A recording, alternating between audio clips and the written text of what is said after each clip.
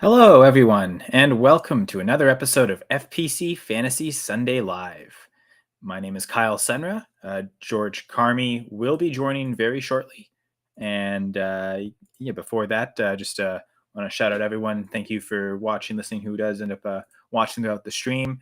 Feel free to ask any fantasy questions you have. I know in terms of our typical topics that we talk about, it usually starts sit questions, but we'll also talk about the actives and active players when they become available for the 1 p.m. Eastern games.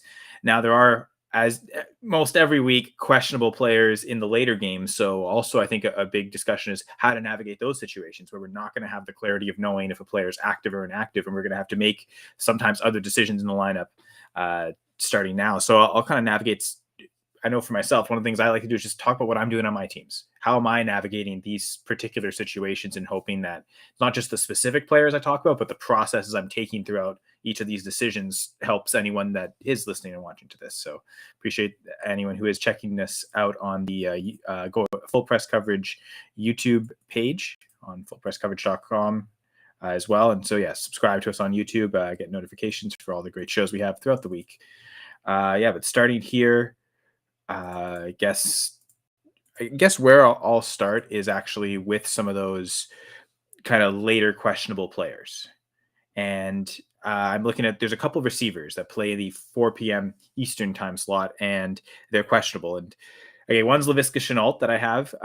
Maybe not as relevant in most leagues, deeper leagues, that might be something to look for. But the one player that I'm really paying attention to is Marquise Brown from a wide receiver perspective.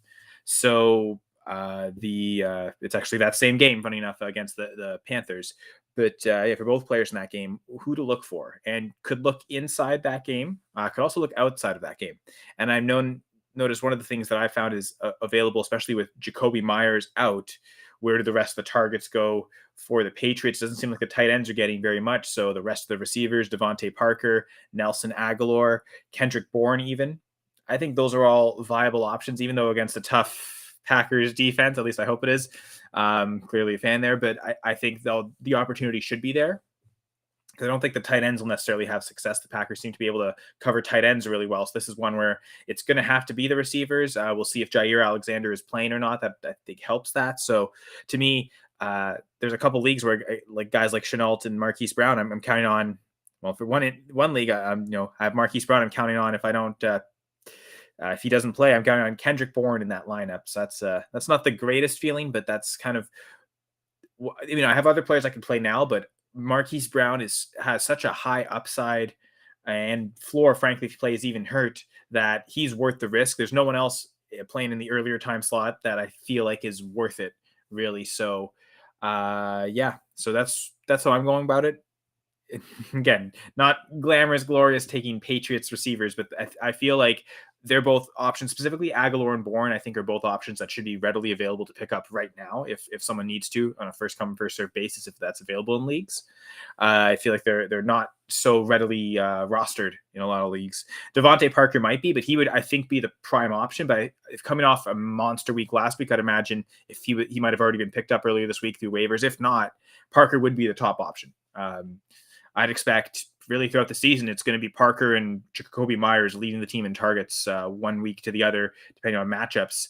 But again, no Meyers, so I think it's pretty easily Parker, that top guy, now that he's kind of, I guess we'll see. He's got a kind of established rhythm with Brian Hoyer, but that's how I'm approaching Brown in most leagues. I know there's another league where if I don't specifically have to put him in wide receiver spots, and this is the one thing where I always prefer to put the later players in the flex spots. The common refrain here in fantasy circles is certainly always have your Thursday night players out of the flex spots. You want to play them in their positional spots. So Tyler Boyd this week, I have Tyler Boyd in Tons League, always a great example to use.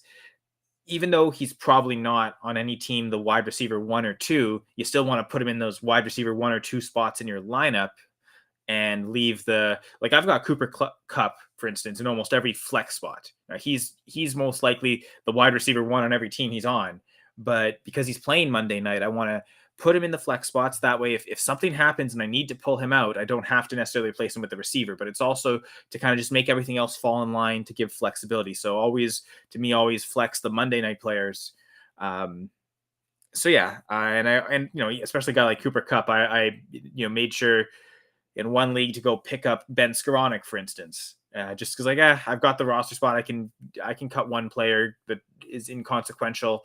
I can go pick up Skoranek as just like an emergency hold in case something comes up between now and Monday night. And I've kind of always had a tendency to do that, specifically with the playing players later, but also just over the years, just get more, especially a high end player. Like you almost want to handcuff players, but only in certain weeks. So this is a week to go grab Skoranek as a handcuff. But so anyway, so all to say, there are a couple leagues where I've got Marquise Brown as as like I could play him as a flex play, and so that gets interesting in terms of replacements for Marquise Brown.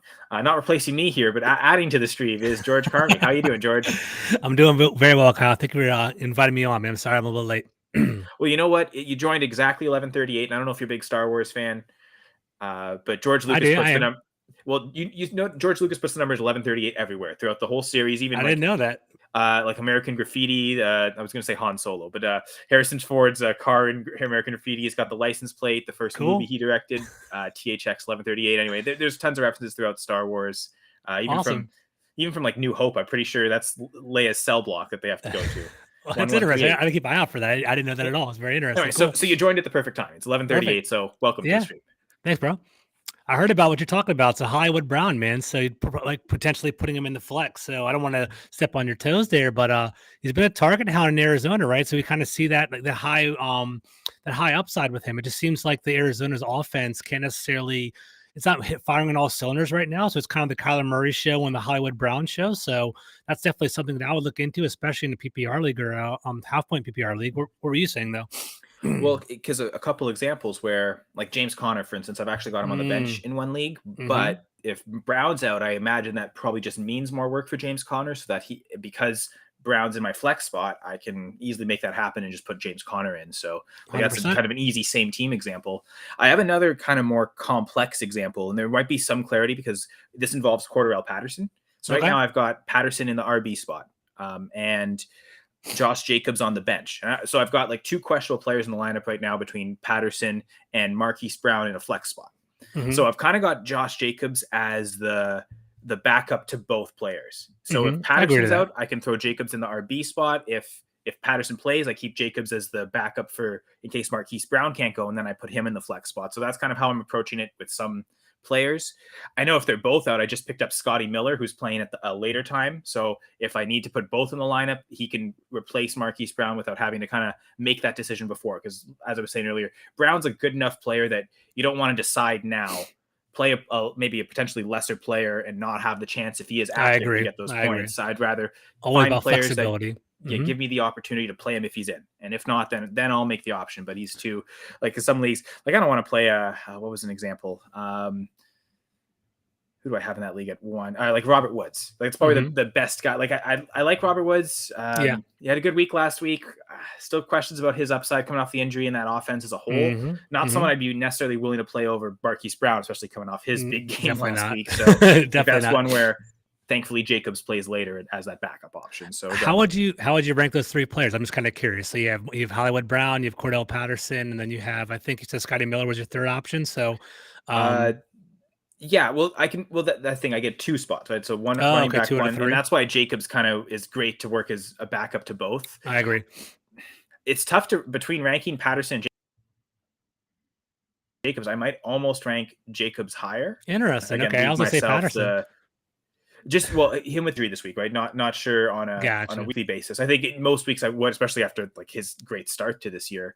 But now 100%. That we know he might be, if he does play, will be limited. I think I might rather have Jacobs, but again, because Jacobs plays later, I'll just play Patterson for now. And then if I miss out on Jacobs, I miss out on him. But I think that the upside of guys like Patterson and Brown is high enough. 100%. I agree with that. Makes sense. Patterson's kind of risky, but again, advantage there. We'll know shortly if he's in or out. Did you have any players that are going to be like playing later that have kind of questionable designations and you're not sure how to approach it this early out? So it's pretty interesting. I'm kind of looking at my breakdown of my team as well, and I have I have Devante Smith in the flex position. So my three wide receivers on this team is Mike Evans, Mike Williams, who I think are pretty much like no brainers, must starts. Right, Mike Evans, coming back off of the suspension, Sunday Night Football game. He's always produces for me, and Mike Williams has done a pretty good job for me so far this year too. My question is this, though. So I have an interesting position at the flex spot. I have Devante Smith, who had a breakout week last week against, against the Commanders, which is like hurts my heart to say, but I saw it live. He actually played a really great game. Then I have Jamal Williams on the bench. So I basically see him there. We know that DeAndre Swift is going to be out this week, maybe in the next couple of weeks. So luckily I had him handcuffed to potentially play him. And then, further down the line, I have Damien Harris to potentially also look at, which Damien Harris is the 4 o'clock spot. So it doesn't really worry about injury designation. I'm more worried about who has a higher upside, Devante Smith or Jamal Williams. Though one kicker for this league, it's a full point PPR. So it does kind of add an additional element to the game. But I don't know, it's interesting. So, Jamal Williams has 2 touchdowns in 3 of his 2 touchdowns in 2 of his first 3 games. And then Devante Smith is, he won, like we play a highest points per player. Like we get a little kicker bonus in our league where you get some extra money for it. Devante Smith got me 31 points last week. So it's kind of hard to look the other way with that one. But at the same time, he's kind of a feast or famine kind of player. I don't know if I had that full term consistency with Devante Smith, but I'm curious to your thoughts. Well, just to that, he got a 0 week 1, and that seems like that's a big outlier. I doubt he does that again, but it kind of does show the volatility of the position of how like, just 2 weeks later he could go from a 0 to the number 1 player at the position. I guess it seems like there's a lot of weather concerns with Philly, really windy 100%. Game conditions. Because they come up the Palm Coast, exactly right. I guess, because I think I've got Jamal Williams ranked pretty high this week with no DeAndre Swift. So I'm almost surprised you have 2 other running backs that you're clearly playing over him. Like as much as it's a full PPR league, and I kind of get behind your idea of flexing. Once you hear my running backs, you're gonna hear why. It's basically Christian McCaffrey and Nick Chubb. I'm actually pretty lucky with my running backs that I got this year. So it's fantastic. This transitions perfectly because there's one other player I want to talk about was Christian McCaffrey with the questionable test. Oh, with the quad injury. I heard about this too. So that's very interesting. But go ahead. So are you concerned at all that he's not going to play? I am a little bit, but at the same time, I think I'm willing to roll the dice because I think from what I've been gathering, even going back to the offseason, Carolina has been really like conservative with their control of Christian McCaffrey, not really playing him that much and giving him a whole lot of rest. From what I understand, he basically didn't practice earlier in the week and was limited on Friday. I think he's going to test out his quad right before a game time. It would be kind of devastating if he doesn't actually play, but at the same time, I do think he has the upside. And luckily, I have Jamal Williams kind of throw in if I need to in a pinch. So I'm kind of watching that around like 12:30. I guess whenever they release it, injury times, we'll hear about that. So that is intriguing. But right now, I'm confident. I think it's more of like a maintenance thing because they know the value of Christian McCaffrey and just want to preserve him long term, from what I understand. And if you're really stuck, like Damien Harris, right? Like he plays at 4 o'clock as well, the same time at McCaffrey. And that's the complication here is we may not know if McCaffrey plays by the 1 o'clock start. Mm-hmm. So I think I would want to play Jamal Williams no matter what. So I would probably move him into McCaffrey's spot at the running back and play McCaffrey as a flex. I like that. Way, okay. Or do you have any other receivers aside from Devante Smith naturally that would play in the later games that you could replace with McCaffrey as opposed to replacing him with Damien Harris? I'm glad you caught that. I didn't catch that McCaffrey was playing at the 4 o'clock game. So let me take a look at this. So any other wide receivers? I have Russell Gage, but I don't like double stacking with Mike Evans. I think he's questionable too, so you don't necessarily want to have to rely on him. Tyler Boyd already played earlier in the week, and then I have I just have a remainder of running backs. I have Harris, Jamal Williams, and Madison, but he's also playing right now too, so kind of missed out on him. So my options are kind of limited. It's Harris, Williams, and Devante Smith. But I do like what you're saying. I might flip the McCaffrey into the flex spot. I do like that. I'll start off with that, then we'll get back to our conversation. And well, again, I do want to kind of follow up on McCaffrey as the rest of the conversation, but I guess before to that, to just Damien Harris's point, plug here. I had 2 Patriots guests on the Full Press Packers pod this week, nice. And Claire Cooper and Sarah Marshall, and I know they both kind of talked about the importance of the run game. And Sarah did a stream on her own YouTube channel yesterday. I was watching again, and I guess one of her regular guests who is a Patriots fan, they both said the same thing. Run game is the big aspect. The Patriots offensive line has to kind of control the clock. And so Damien Harris could see a lot of volume. So it's not a great run defensive matchup. but he might still be able to, like, he might not get lots of yards, but if they happen to get near the goal line, he might get the touchdown to give you that. So I don't 100%. think if you miss out on McCaffrey, playing Damien Harris isn't an awful proposition. Mm-hmm. Even in a full point PPR league, while again the natural default would be to wide receiver, I think the upside here, I think, is to go there's 3 running backs this week and kind of hope that McCaffrey's in. And if he's not, you lose a bit of upside, but I think you're still okay with Harris. I like that. Okay, so just kind of recapping. So start Nick Chubb, Jamal Williams, and the 2 RB spots that I had that flex spot, leave Christian McCaffrey potentially there. I will, with that flexibility, I could potentially start Christian McCaffrey. However, if things go bad, I can potentially put Damien Harris in, but I'll miss out on the upside of Devante Smith. But however, I do have that variance of high upside. I have that. The variance of 3 running backs playing, which is definitely pretty good. So I like that. That's a good strategy. I'll take that. I forget your other receiver. I know you said Mike Evans. So I had Mike Evans and Mike Williams.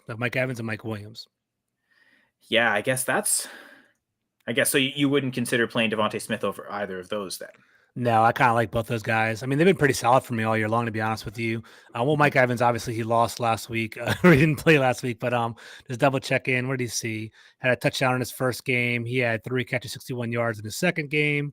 Let's go back to Mike. And that Williams. was against Lattimore, and he played only 3 quarters. So actually, pretty good production considering what we were expecting from him. So no, I would probably default to the high upside of Williams and Evans as well. Yeah, hoping for touchdowns for both of them. Exactly. Williams had touchdowns in 2 straight games, even though it's just a fun offense to do too. I think it's going to be crazy that I was actually, listening to a pregame fantasy podcast before I jumped on, and the Chargers are so banged up. Rashawn Slater's out with left tackle. Joey Bosa has that torn pec. Even Herbert got that cartilage rib issue. So there's a lot of stuff going on for the Chargers. So it's going to be interesting to kind of watch them because they're a kind of a fun team to watch that I'm rooting for this year. So it'll be interesting. I guess the only other thing I could consider on your team before we leave, is there anyone on the waiver wire that plays in the later time slots, the 4 p.m. or later, like Sunday night or even Monday, as a receiver that has the upside that you'd play over Damien Harris? I know one league where I've got McCaffrey, the best backup option that I could find is Mac Hollins playing with the Raiders. Yeah, I saw him actually. No Hunter Renfrow. So if he was someone that's available with the full PPR, I might play him over Damien Harris. If he is available on the waiver wire. He is. So that's definitely, I saw him as well. I picked him up in one. Go ahead. My rationale is I thought about picking him up in one league, but I was afraid that when Renfrow came back and, Waller starts kind of getting in that groove again, would he kind of lose his value? But I guess, if it's doing a 1 week stream or with Renfrow out, it's definitely an intriguing option. And you said you didn't really want to double up on the Bucs receivers. Yeah, so I assume you picked up Russell Gage because Mike Evans was out, and you took exactly right. Mm-hmm. So he might be the player to drop for him, unless there's someone else on your bench that you don't like as much. I like that. I'm going to do that right now. Thank you, sir. That's relating to Russell Gage real quick before I get a bit deeper into the McCaffrey conversation. I do have a league where I have Russell Gage starting right now, and because he's questionable, I had to go and find. What I did was I sorted by team and looked at, because it's Sunday night, you're only limited to 4 teams. So I went and looked at all those teams. So the Chiefs, the Bucks, the 49ers, and the Rams. Who's the best player available just on those 4 teams? And because it's a tight end premium league and we start 2 tight end, I was actually kind of surprised Kyle Rudolph was available. It's a dynasty league, and he's old. So I went and picked up Kyle Rudolph. So if Gage is out, it's a flex spot, so I can put a tight end in there as well. So again, the advantage of putting the wide receivers the later players in the flex spot for something like that. Yeah, it makes sense. Perfect. I like that. For McCaffrey, I know there's another league where my 3 running backs are Singletary, McCaffrey, and Fournette. Okay. And to me, McCaffrey, it's there's bonuses for receptions for running backs, I think, or maybe not. No, I think it's points for first down, extra point for first down. But to me, McCaffrey still has the most upside. I agree. So they all play at different times, but the idea is if I'm automatically playing McCaffrey, I have to decide between Fournette and Singletary. And if McCaffrey's out, I don't have a backup option outside of Fournette. So strangely, I'm benching Fournette right now as McCaffrey's backup. So I'm playing Singletary. I think it goes with my philosophy with Singletary this year, which is going to be what we've seen through 3 weeks is the game where they were losing and it was the closest contest right at the end. He played the most snaps. The blowout games, they put Moss and Cook in. So with Devin Singletary, target the games that'll be close. Playing the Ravens this week, I expect a 100%. close matchup. So this seems like a good week for Singletary. Yeah. Next time they play the Jets or something where it's a big blowout, maybe don't play Singletary. So that's a great strategy. I like that a lot. I don't mind playing Singletary over Fournette, which is essentially the decision I'm making. And if McCaffrey's out, I'm still covered with Fournette because I like that. I'm playing, receivers at flex. I've got enough other wide receivers that, with PPR, I kind of want to do that. So because I'm making it just running backs, I kind of have to make that difficult decision. But it goes back to my point is if you can flex McCaffrey, do that so you don't have to make this type of decision. But I love that. I'm kind of going with this difficult decision. So hopefully it works out. Gotcha. That's a good strategy. I like that. That's perfect. Very good. And I think the Ravens and the Bills game is going to be one of the games of the week. It's going to be so much fun. It's a lot of high upside offense and Lamar Jackson, Josh Allen. The only knock that you kind of alluded to before was we have Hurricane Ian kind of moving up the coast. I'm a Maryland guy. I live in Maryland. It's kind of drizzling right now. It's not that bad, but that could potentially play a factor later on today. But I don't think it's okay so far. No, isn't that why they got Josh Allen so he could throw in the snow and winds really strong, exactly. right? But the rocket, exactly right. Maybe more reliant on Singletary. So now I've got one more complicated scenario involving McCaffrey because it's a salary cap and contract league. Okay. And I've kind of pushed my budget to the max. And this league is interesting because you're allowed to have weekly contracts. Most salary cap contract leagues don't have that. You can kind of rent a player. If it's a minimum contract, you can kind of cut them without penalties. So you can have them 1 week and not have enough. So it almost counts as a weekly contract, but this one is very official. So for 1 week, can pick these players up, and at the end of the week, they're off. And if I want to, a couple times, I think I picked up the same player 2 weeks in a row just because no one else, you could put yearly contracts this season, but no one else did. So, but I've kind of pushed my budget to the max and I would have had $1 to spare, but my kicker is Harrison Butker. So the last couple weeks I've been having to spend an extra $1 to pick up a kicker. Wow. But what's happening is that I'm so tight at money, and with Patterson being questionable, he was kind of my usual backup option. I couldn't play him. Yeah. So ultimately I'm kind of going to be $1 short if McCaffrey doesn't play it. I won't have a player on my bench to be able to play. So what I'm doing is I'm not picking up a kicker yet. I've maxed out if there's IDP and there's team defense, and I usually half my IDP starters are streamed, and usually my team defense is streamed every week. So I've already filled those out.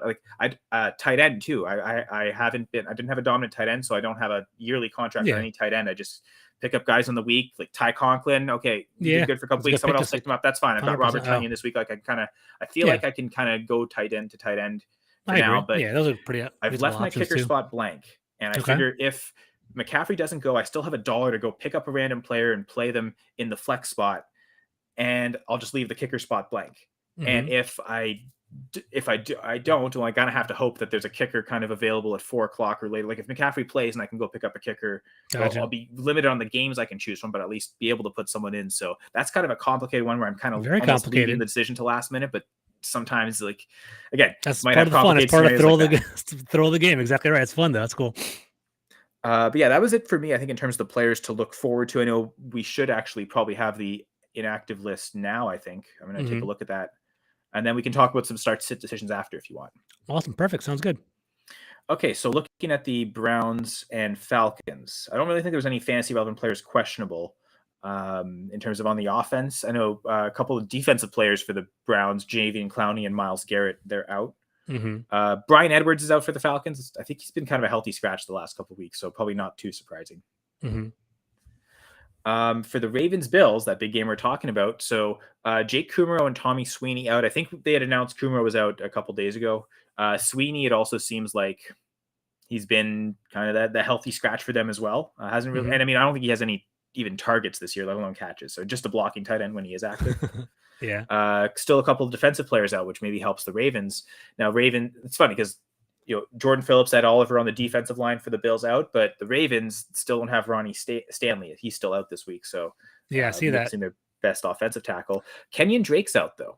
So it's interesting how he almost went from the lead back to the fourth guy once Dobbins was healthy. Now he didn't really show that well. Like none of them really have between Justice Hill and Mike Davis, but it speaks to, I think, okay, Justice Hill maybe has a special teams role, and do they like Mike Davis in specific spots better than Drake? But either way, I'd say it's, Dobbins is the only guy you want to play out of this backfield. 100%. I know we're going to probably talk about him a little bit later on. It's very interesting how the Ravens are going to play, right? So their secondary is a little bit banged up. Going against the Bills, high octane offense. We'll see if they get negative game script and start falling behind. But yeah, the Ravens running backs, it's kind of like you want to start Dobbins because you kind of you kind of raise an eyebrow with him, but at the same time, can you trust him yet? I feel like the Baltimore are still trying to develop him and trying to get his legs underneath him. And it seems like if they're going to run, the Ravens kind of rely on Lamar Jackson or try to spread the ball around to Bateman or some other people as well. So I don't know, like if he had other options, I think we're going to talk about in a moment. Like I kind of want to stray away from the Ravens running backs, to be honest with you, but that's my personal perspective of it. Yeah, tough matchup against the Bills. Don't really love it for them, to be honest. Even though, they are missing again a couple of key defensive linemen in the middle. Maybe that helps things. But Commanders, Cowboys. Colt Turner, I suppose, is the only like offensive player that we're kind of, I don't know if we're surprised that he's out, but it's like it seems like Logan Thomas has been the number one for Washington in terms of tight end, and then after that it's been kind of a rotation because he's been, I believe Turner was active earlier this year, right? No. So he's been a healthy scratch the past couple of weeks. So Cole Turner had a hamstring issue over the training camp over the offseason. He was healthy and has been practicing, but in regard to, they have 3 active tight ends on game day. It's Logan Thomas, John Bates, and then Armani Rogers. Cole Turner has high upside, but I think he's so far removed from all like missing the training camp and all the play call, the actual playbook, that he's not ready yet. But he is somebody that I'm looking forward to long term. This game is very intriguing. So obviously I got some personal investment with it. The offensive line of the Commanders is really beat up. They just put our center on injured reserve. That's our second center. Like they had our starting center was on injured reserve. Our backup right guard played center. He is on injured reserve. And now they have Nick Martin, who is the Cowboys, Zach Martin's brother, playing our center this week. And the Cowboys have the number 1 rated pass rush defense in the entire NFL. And, obviously, Micah Parsons is an animal in his own right. So it's going to be kind of a bad matchup. So you do want to kind of root for the Washington offensive skill players, but it might be a low scoring game again because Carson Wentz holds onto the ball too much and there's a lot of pressure coming his way. So we'll see how that goes. Yeah, from a tight end perspective, I think, I'm starting Thomas in a couple spots. I wouldn't dream of maybe even rostering or starting any of the others. But yeah, I think for the most part, trust I would still kind of, I'm starting Curtis Samuel where I have 100%. Him, McLaurin where I have him, still fire those guys up and know that like the upside may not be there. I'm starting Wentz in a couple leagues. Yeah, Wentz he's in a bad play. He's in a bad play. So I think you're right. The player to pick would be Curtis Samuel. He's led the team in touches over the past 3 weeks. They implement him in the run game, also like pepper him with targets as well. I think, Antonio Gibson, there's been a lot of talk of having a more pass run balance with Washington this week. So maybe this is the Antonio Gibson show.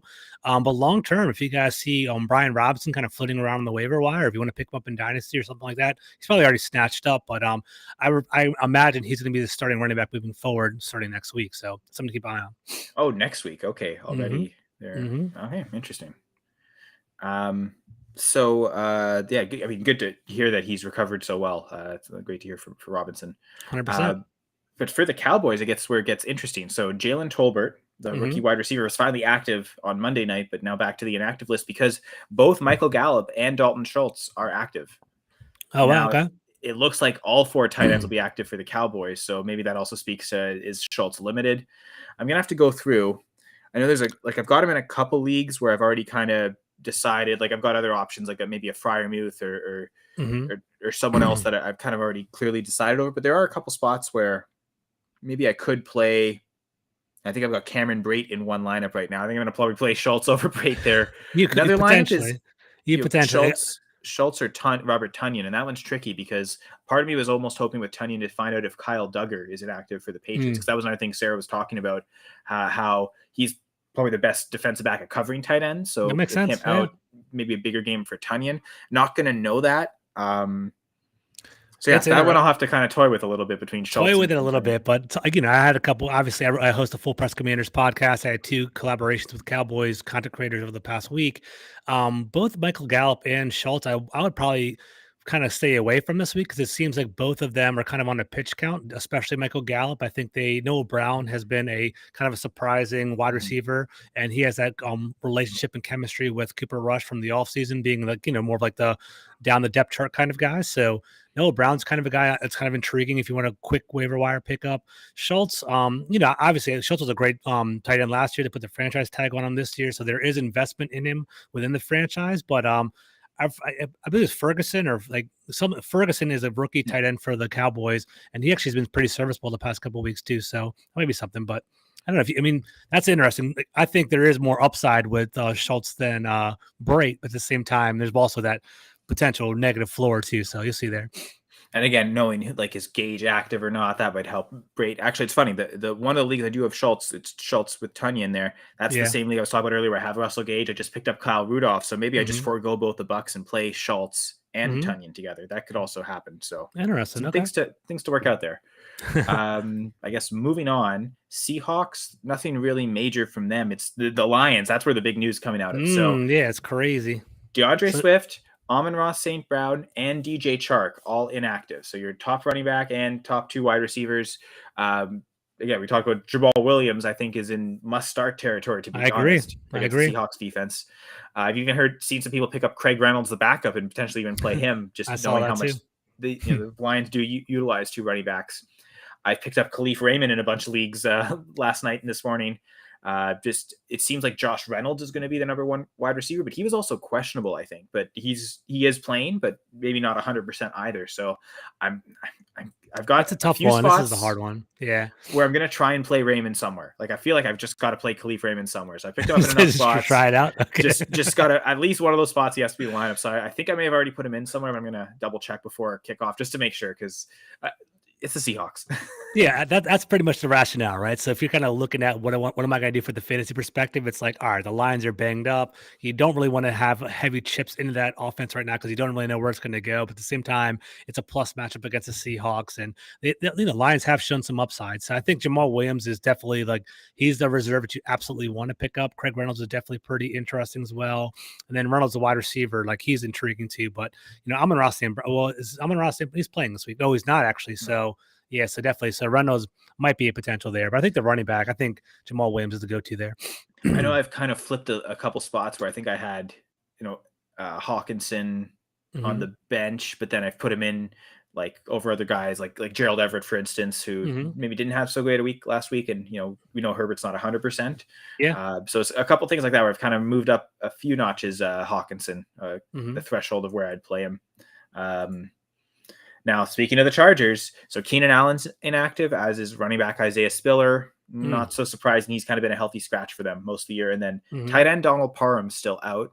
Trey McKitty is the backup. And week one, he got usage. And then I think he's gotten one target since then. So he's really not playable. Everett could be, but between Everett and Hawkinson, I think I'd still lean towards Hawkinson. If I agree. Both players have injured teammates to have maybe more target share. I think I'll trust Hawkinson there more.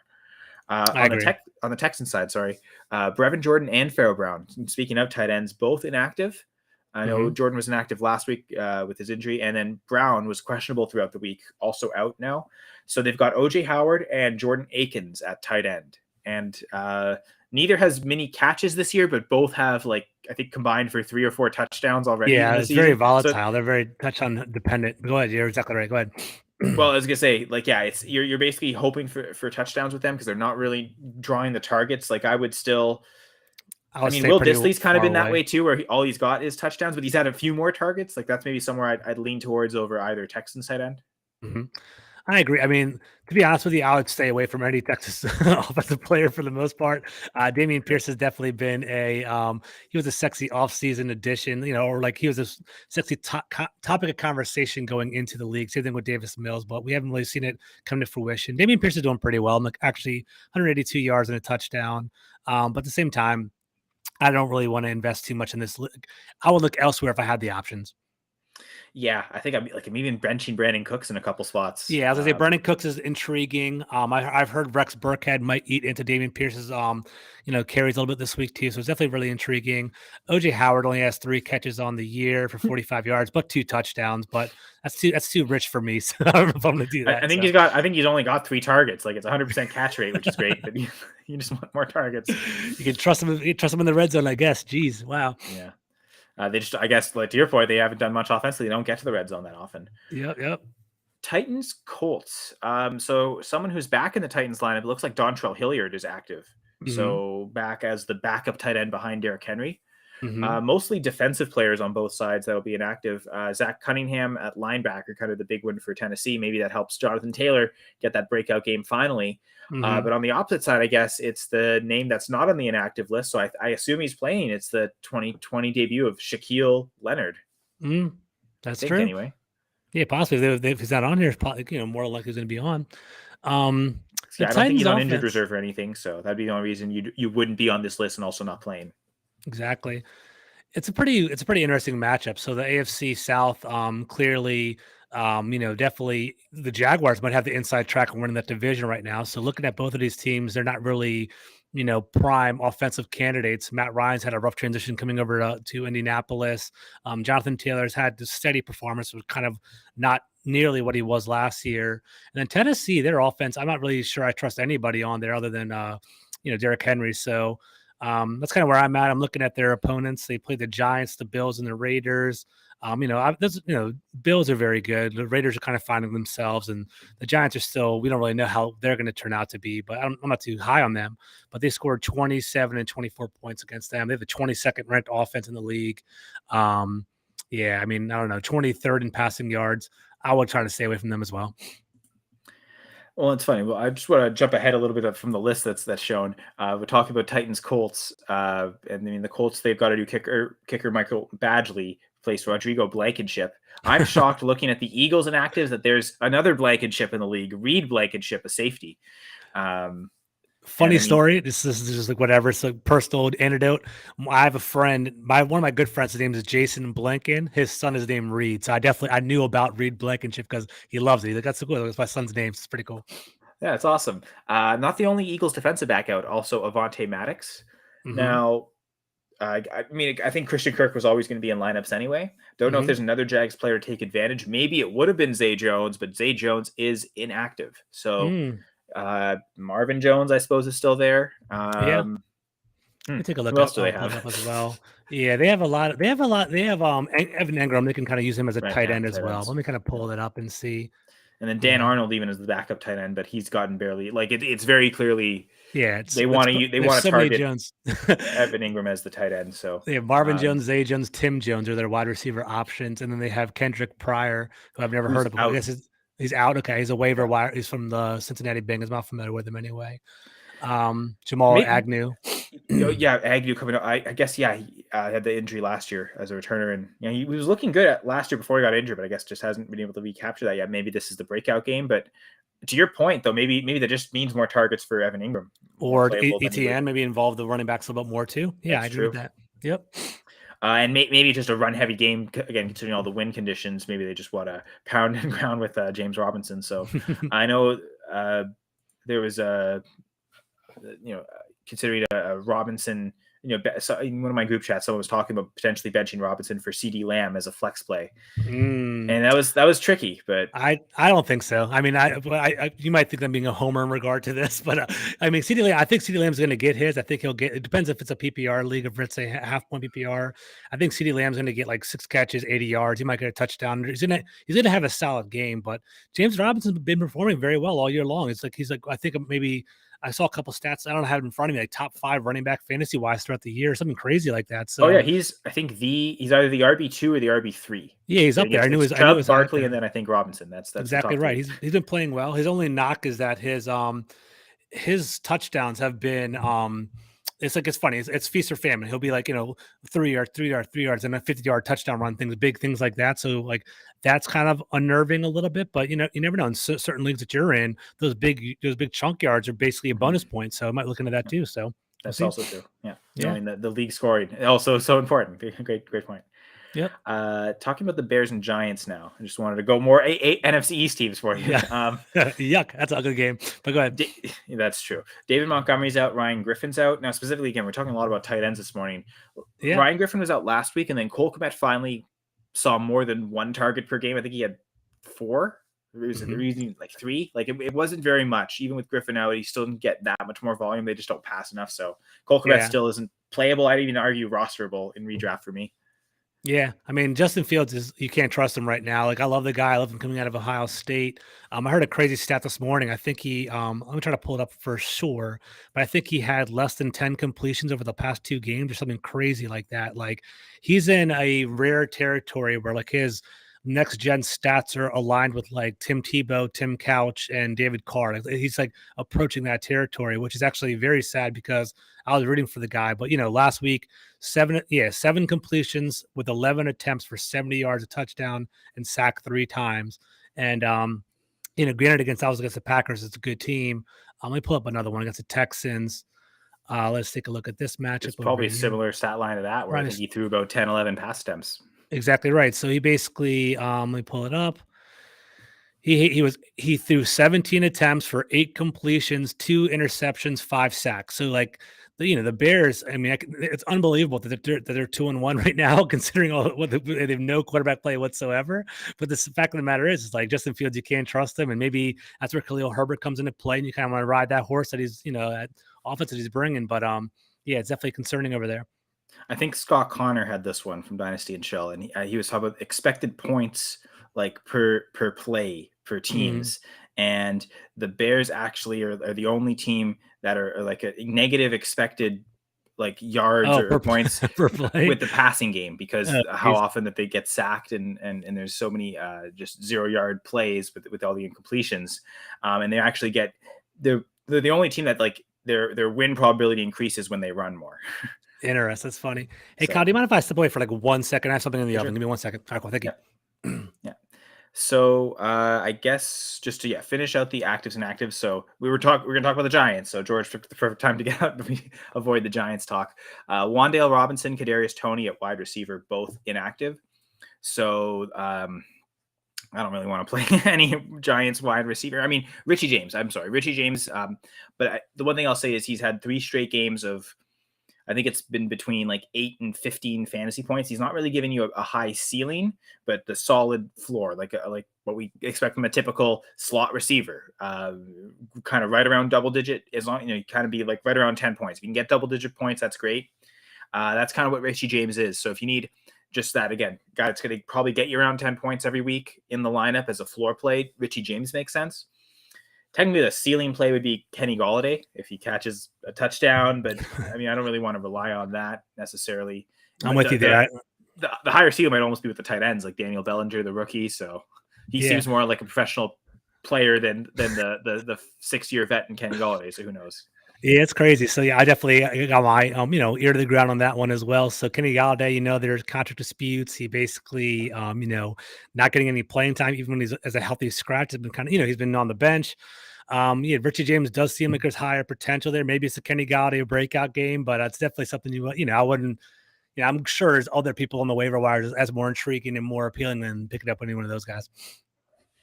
So final game is Jets and Steelers. And this is funny because there's a tie-in with your buddy Ryan at What Gibbs. We did make a trade this morning and awesome. Did a salary cap contract league involving Jets and Steelers players. And I almost freaked out for a second because I saw Hall on the inactive list, but it's cornerback Bryce Hall, not running back Breece Hall, who I just traded for this morning. Breece Hall is playing.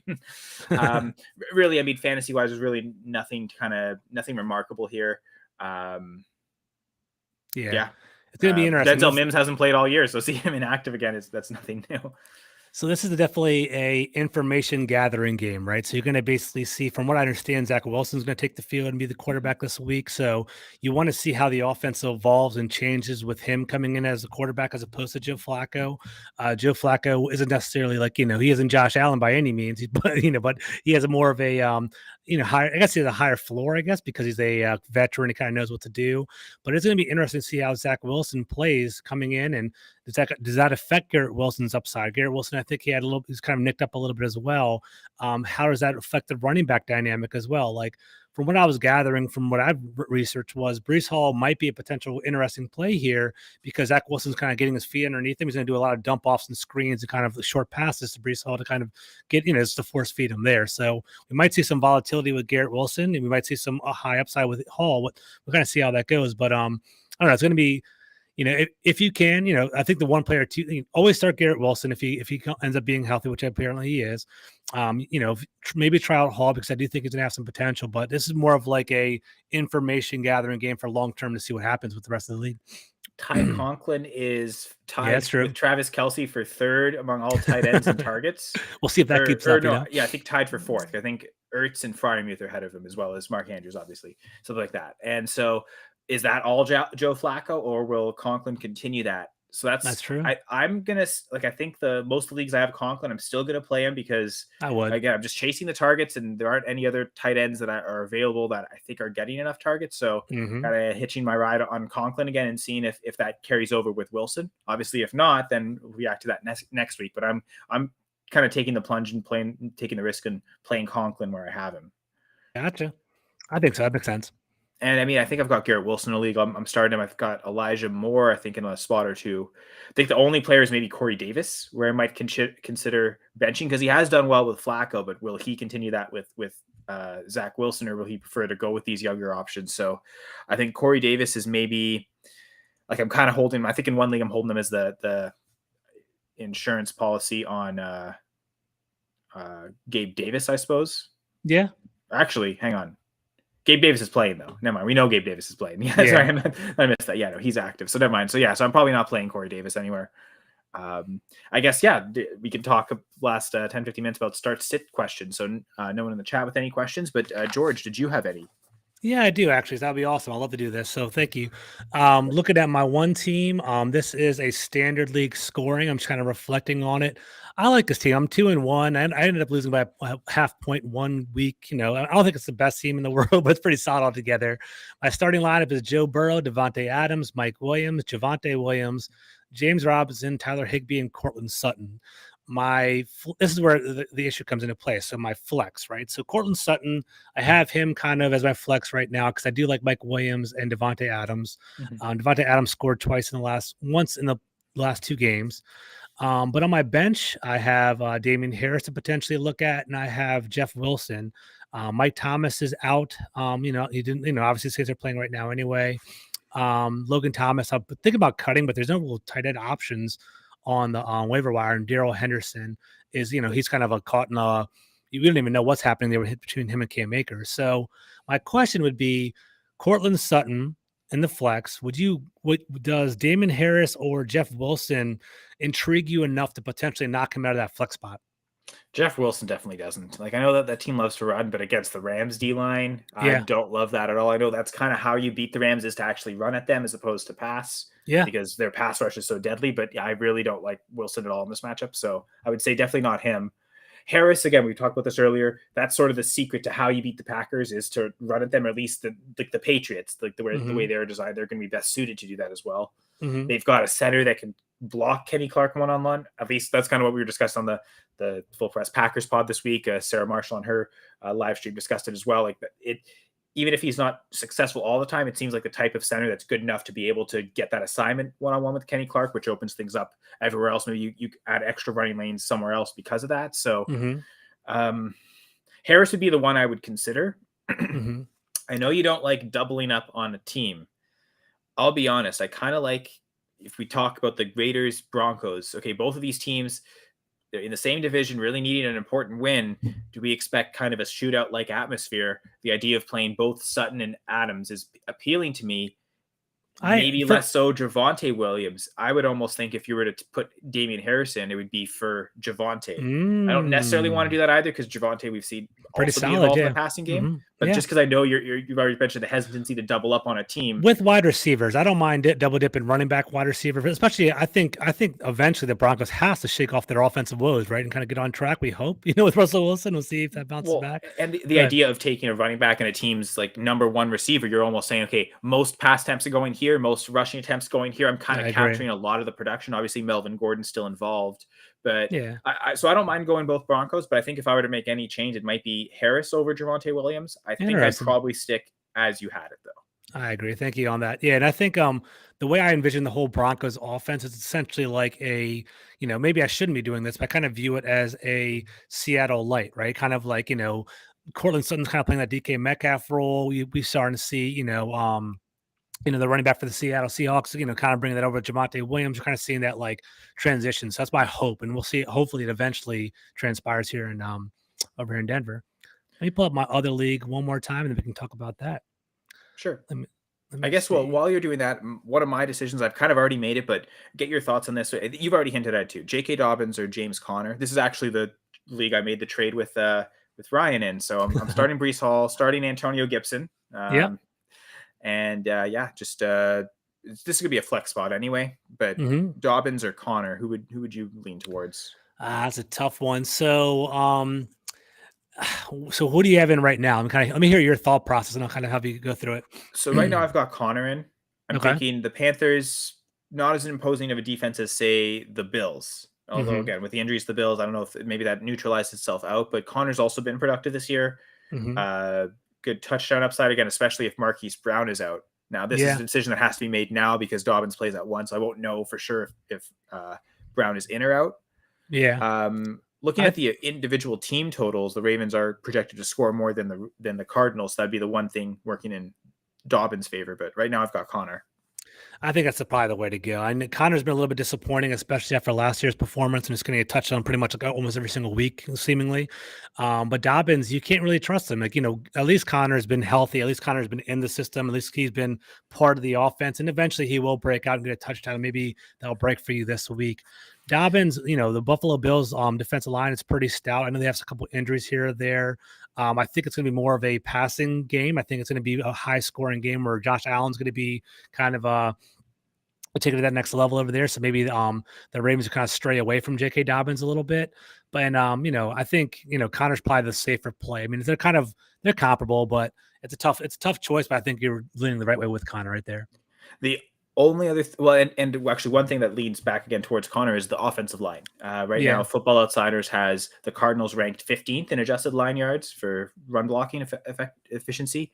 Yep. Ravens at 28th. So definitely that's a no-brainer right there. So it's huge upside for the Cardinals over there.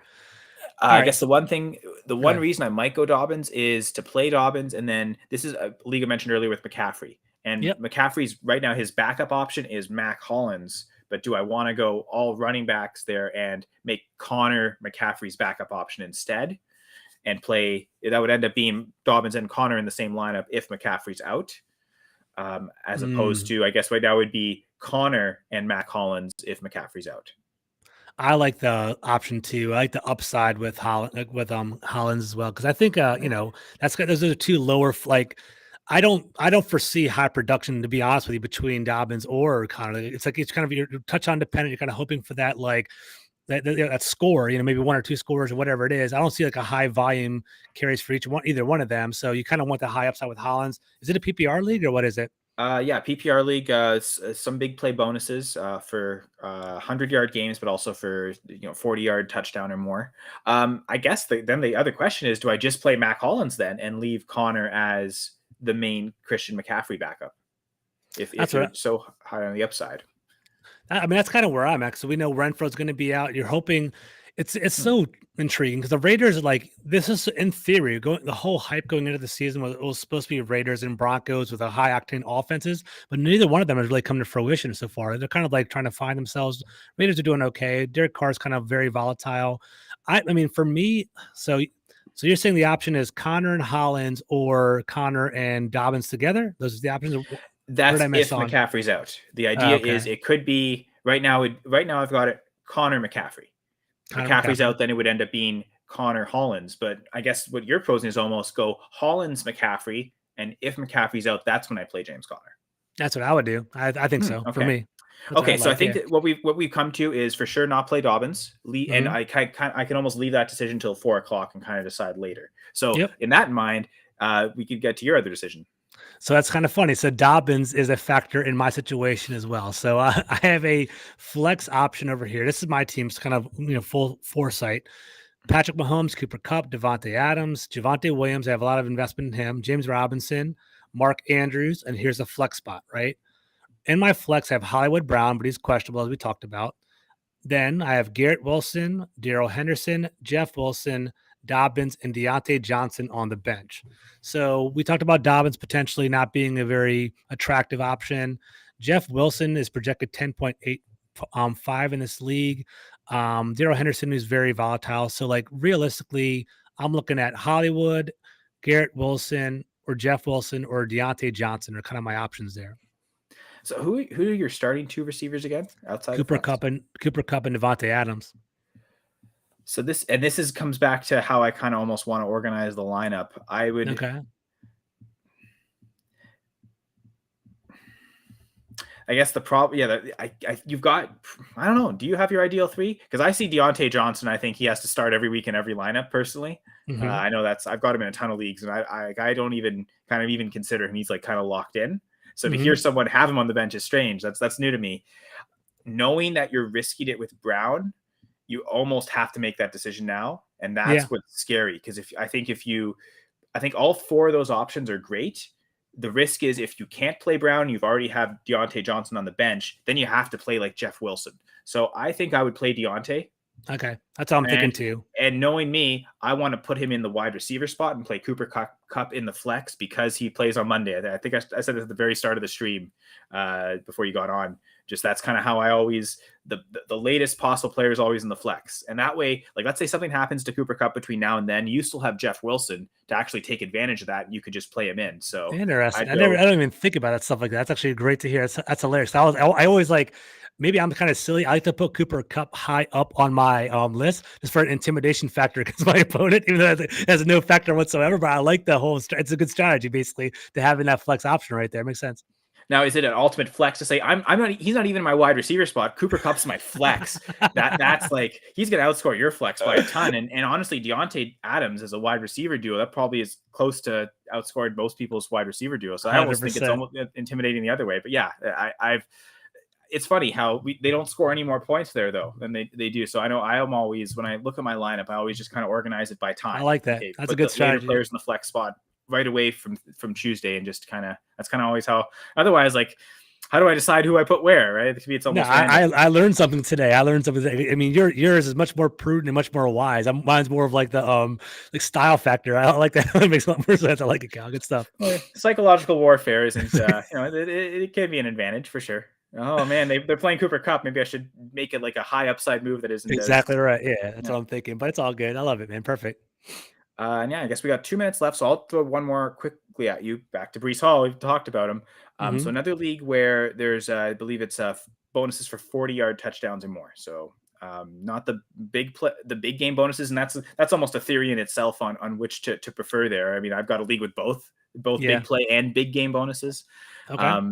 I do get the argument that big game bonuses are almost redundant because the good players are already going to do good, but the big play bonus, a not so good player could do it, and it like really impacts their total score. So like I kind of prefer, if you're going to choose one or the other, to go with the big play bonuses, like give extra points for 40-yard touchdown or more, or 50-yard or whatever. Anyways, that's how this league's organized, PPR, and just decide who my RB2 is going to be. Again, back to your theory of, I want to play as many wide receivers in PPR leagues as possible. So I've only got the 2 running backs started. So while these are all great options, I'm not flexing any of them because I've already got my wide receiver set that I want to play. But Bryce Hall, Kareem Hunt, or Miles Sanders, I got to start one of them. So that's interesting. I saw that question you posed, offline. I think of the options, I think I'd still go with Kareem Hunt. So I think I don't know if you agree with that or not. I think Bryce Hall, like we talked about, I think he's going to be more of an outlet for Zach Wilson as he kind of gets his feet underneath him. There'll be some targets there. Kareem Hunt, the Cleveland offense, man, has been awesome this year, both the running and passing, believe it or not. Jacoby Brissett, he definitely knows how to guide an offense regardless of what you think of him. The problem is Nick Chubb definitely takes a majority of the running back shares there, but the Browns know what they have and they're very creative, and they give him rushing carries, and they also give him some targets out of the backfield as a passer. I actually watched the Browns game. I don't know if it was on the 4 o'clock game or was it a primetime game. I forget. I think it was Sunday Night Football or one. I saw them on primetime. long story short, Kareem Hunt, like he was knocking on the door for getting a touchdown. I think it was last week, but then, it was first and second down. I got Stonewall on the 1 yard line, but Nick Chubb and they scored eventually. So he's a Was this touchdown the away. Steelers game that was I think it on was a Thursday Steelers night a game. couple weeks ago? Was it, say again? Was it a couple weeks ago? Okay. I think it was a Thursday night game last week. Like 10 days ago or whatever. Yeah. So I mean, that was intriguing. So I mean, Kareem Hunt definitely is upside there. Miles Sanders, he's got a solid floor. The one knock is the Jaguars have a pretty stout defensive front, and they've generated a lot of pressure too. And I think the Eagles are starting to become more of a, they're starting to figure it out on offense with the passing offense. So they might start going that route. I think over the past 2 games, Jalen Hurts has had over 200 yards passing in the first half of the last 2 games. So he's definitely turning it on. So that's the way I look at it. But it's your role to figure it out. But I'll go Hunt. Well, and I kind of almost reduce the choice to Hunt and Hall, thinking that, like, kind of looking at their numbers so far, Sanders has the lowest floor, but doesn't have the highest ceiling. Like, so far, he hasn't hit 20 points yet. That Kareem Hunt has in his 2 touchdown game, I think, to start the year. Is he going to get another 2 touchdown game? But he's kind of showed he has that upside kind of built in. Yeah. Hall, I suppose, has that upside. We just haven't seen it yet. Does Wilson unlock it? I'm a little skeptical. I think the other thing leading to me having Hunt in this lineup is another example where I have Ty Conklin starting, and I guess I'm starting him everywhere. So I don't. An offense like the Broncos, Sutton and Williams, I can get behind that as a double up. Do I really want to double up 2 players in the Jets lineup? I don't necessarily want to do. I'm already doing that in that other contract league where I traded for Bryce Hall. Yeah, but I don't really have another option aside from Conklin. I'm traded for Hall to start him, so I don't really. I could play J.K. Dobbins instead. I don't really want to. We already kind of talked about Hall's got that upside. So that's a league where I'll do the 2 Jets players. This one, I think I can avoid it, so I think I will. And like you said, lean towards Kareem Hunt for at least 1 more week. I think he'd be happy with that. Can And we squeeze in one more? I'll do one more before we sign off. But what were we going to say? I'm sorry, I interrupted you. I guess the other thing too is that lineup in particular. Part of the reason I mentioned earlier, I've just got a lot of young wide receivers. Like I've got 4 or 5 really good options, like Drake London, Rashad Bateman. I think Mike Williams is the only like old receiver, but already so many young players. I don't necessarily need more youth in the lineup to get the upside. I've kind of already have that, so I can go with Hunt, seeing what he's shown and kind of already still a higher ceiling up to this point. Yeah, London's been I think anyone in the fantasy circles knew that he was actually going to produce pretty well, but it's awesome kind of seeing it come to fruition. I like seeing Drake London thrive, so that's awesome. Yeah, he's done so well. He's in the lineup every week now. He's become a locked 100%, in. 100%. The first 2 weeks, I was kind of hesitant, and then he was doing well against these good defenses. Like, no, never again. He's never in my bench ever again. You trust him now, 100%. All right, so for me, last questionable call for me. So I'm kind of in a pinch. So I'm in a pretty deep league. This is a keeper league where a lot of like odds and ends are kind of floating around. We have 2 flex positions that are running back, wide receiver, tight end. In this league, I have Terry McLaurin as one of those picks. So for me, I do like the potential there. He's one of my personal guys. I want to root for him there. The other guy I have is Russell Gage, but he's questionable. My thing is kind of beat up. So my bench. For one question is this quick snapshot. Would you do Jimmy Garoppolo or Carson Wentz in my super flex? This is like a multiple flex league. I have 1 super flex and 2, I guess, other flexes, if that makes any sense. So would you do Jimmy Garoppolo or Carson Wentz this week? I hate both those matchups. Yeah, me too. So I default to what are those players been producing, and by far Carson Wentz has been crazily outproducing Jimmy Garoppolo. So yeah, I'd still go with Wentz. Okay, because basically, unless the Rams defense is a little bit, it's a tough matchup for both of them. All right, so I'm going to put Wentz in there.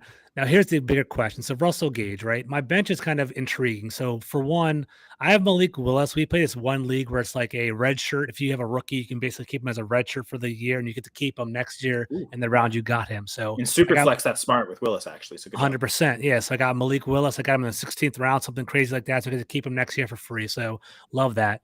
I have Darrell Henderson, that's kind of killing me. Kamara, I have him unfortunately on the bench because he's inactive. DeAndre Swift's inactive. Tyler Boyd already played, and Josh Palmer. So I guess my options are, do I play Russell Gage or Josh Palmer, or do I cut one of those guys to potentially scour the waiver wire? What would you do there? I guess depends on who's on the waiver wire. I'll pull it again, knowing that you don't really have anyone that can kind of replace Gage later if he's inactive. I would just play it safe and keep Palmer. Although good upside with Keenan Allen being out, so I don't hate Josh Palmer, but I would also maybe look to see, is there someone on the waiver wire who is better, that has more upside than Palmer? If so, I'm okay cutting really any So of those guys. Like, well, not any of those guys, but like Henderson or Gage. I think I'd be fine cutting either of those two if it gives you a starter. So there's some potential here. So I do like the wide receiver options. So the wide receiver options that are on the waiver wire are Devin Duvernay. I mean, he scores touchdowns, but he's so volatile. There is our boy Mac Hollins, we keep talking about again. Greg Dortch, we talked about him 2 weeks ago. Noah Brown, Corey Davis, and then Nelson Aguilar are basically the top 5 wide receivers that are available.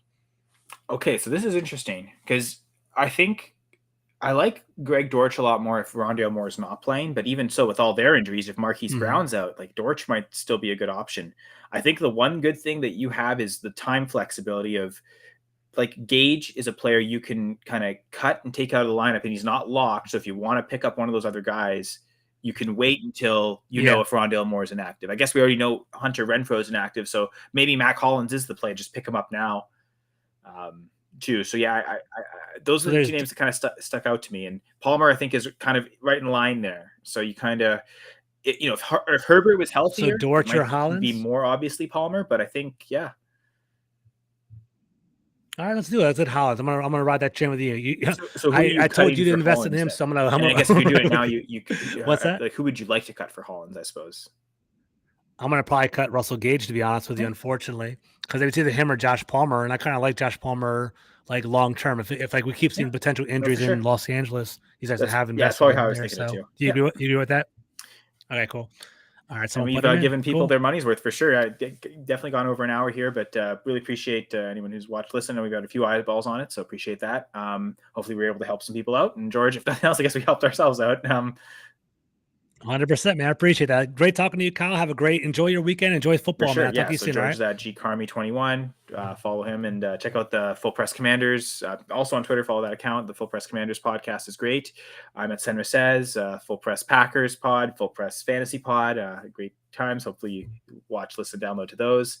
I guess, George, we're going to be absent, both of us, next week. It's another home game for Washington.